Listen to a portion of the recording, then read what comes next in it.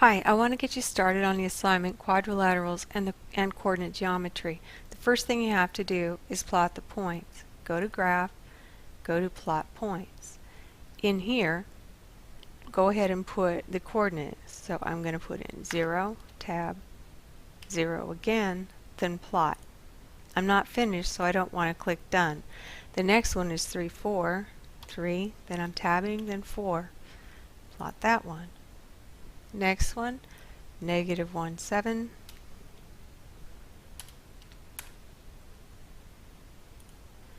And the last one, -4, 3.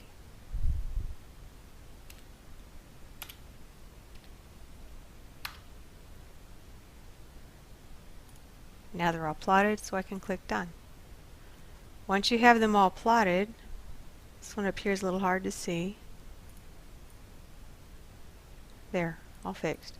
We're going to connect them all with segments. Use the segment tool, going from the first one, 0, 0.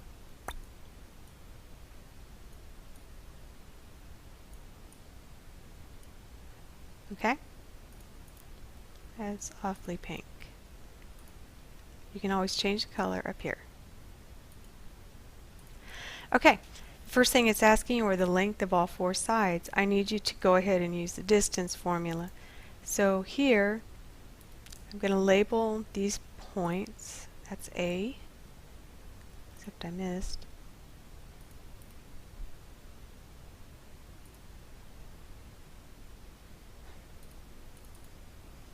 I said that's A. Then I want this one to be B.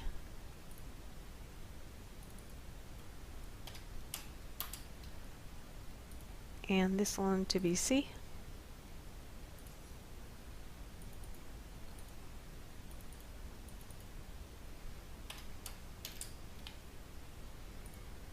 And this one to be D.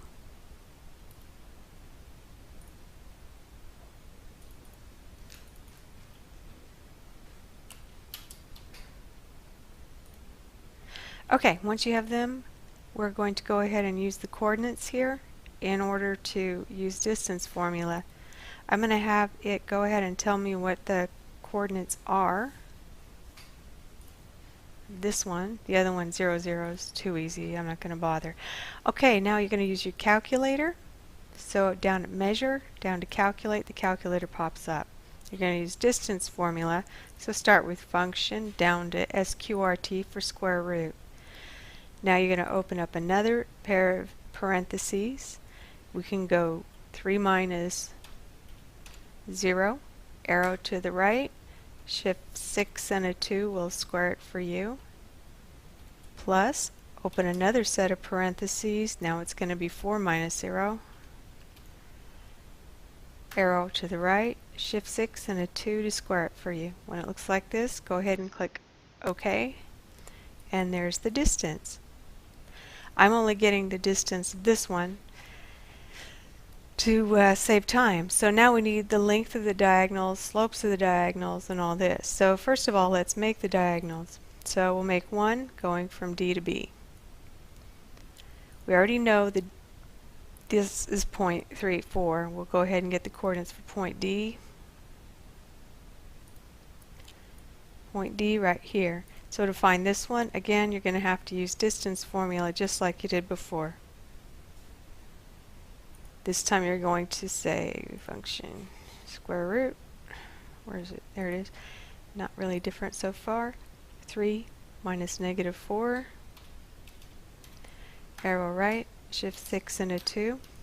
Plus, another parenthesis open. 4 minus 3. Shift 6 and a 2. Okay, it's right there. Enter. Notice that definitely the diagonal isn't the same length as the side, and it shouldn't be, right? Okay, so we know how to find the length of diagonals. We know how to find lengths of sides. We need to find angle measure at each vertex. Again, just click 3 of the vertices in a row, going around, measure angle. That one, 90. Do it again for the others. Length of diagonal segments. What they need here is to find out